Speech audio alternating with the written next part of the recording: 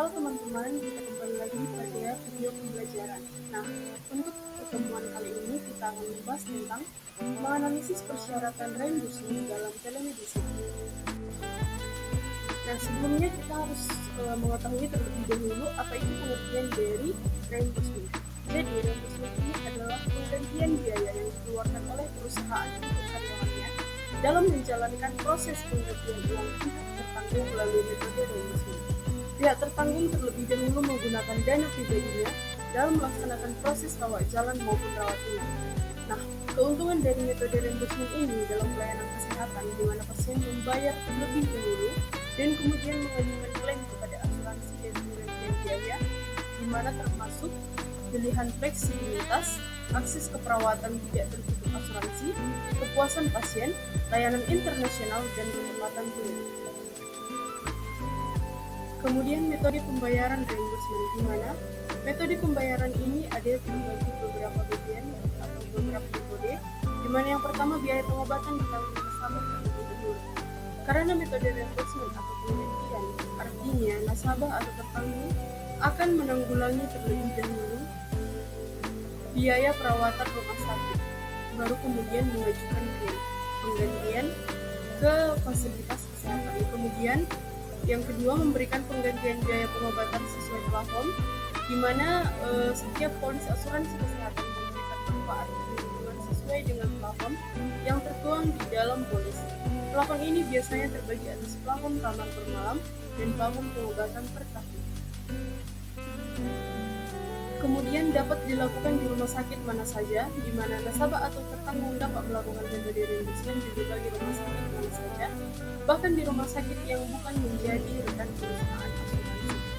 Kemudian, nasabah atau tertanggung harus melakukan klaim, di mana untuk memperoleh pergantian biaya pengobatan, nasabah tertanggung harus melakukan pengajuan proses klaim ke perusahaan asuransi, di mana proses klaim diawali dengan mengirim formulir klaim yang ada di website perusahaan asuransi, kemudian mengisi formulir tersebut. Setelah seluruh dokumen yang diperlukan selesai, seperti identitas diri dan seluruh dokumen serta tagihan transaksi selama perawatan di rumah sakit.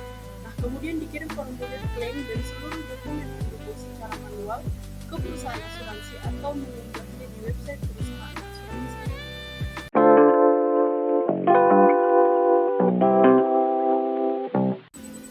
Kasus yang pertama, seorang peserta asuransi kesehatan mengajukan klaim untuk biaya rawat jalan sebesar Rp1.500.000. Namun, perusahaan asuransi menolak klaim tersebut karena ditemukan bahwa peserta tidak mengunggah bukti pembayaran premi bulan terakhir.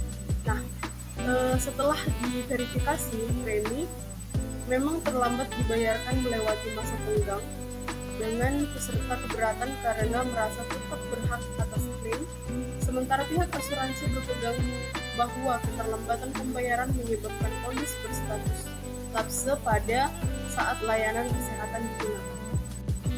Untuk pembahasannya, penolakan klaim pada kasus di atas merupakan konsekuensi langsung dari ketentuan polis yang menyatakan bahwa hak atas klaim hanya berlaku apabila premi dibayarkan tepat waktu dan polis berada dalam status aktif.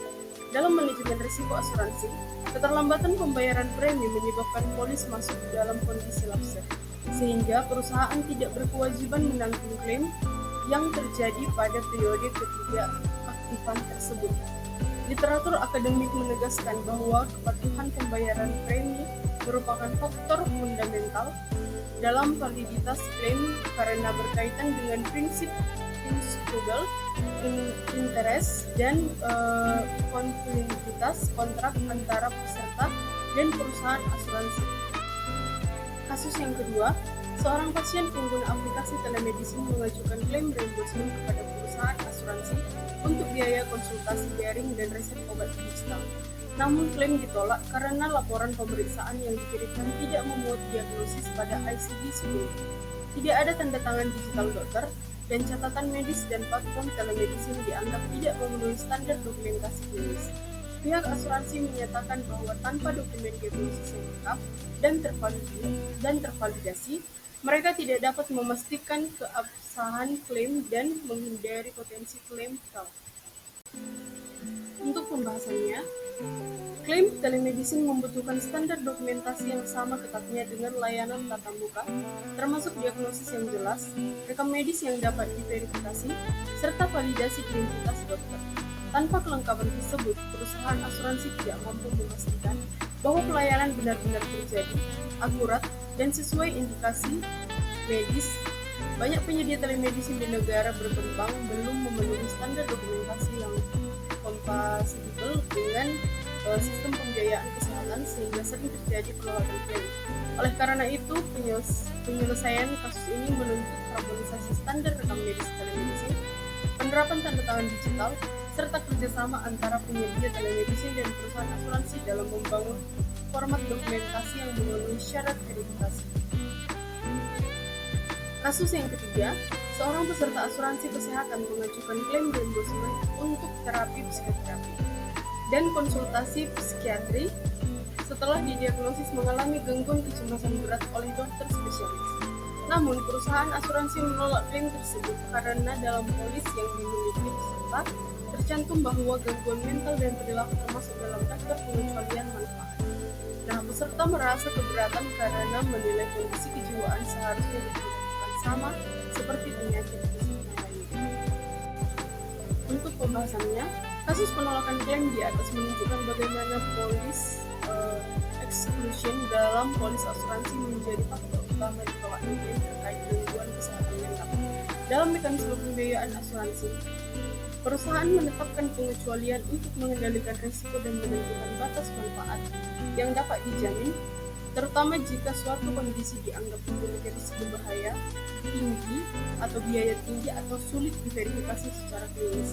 Penelitian menunjukkan bahwa penyakit kejiwaan seringkali tidak mencakup dalam polis standar karena adanya stigma atau risiko moral hazard dan ketidakseragaman standar penilaian klinis.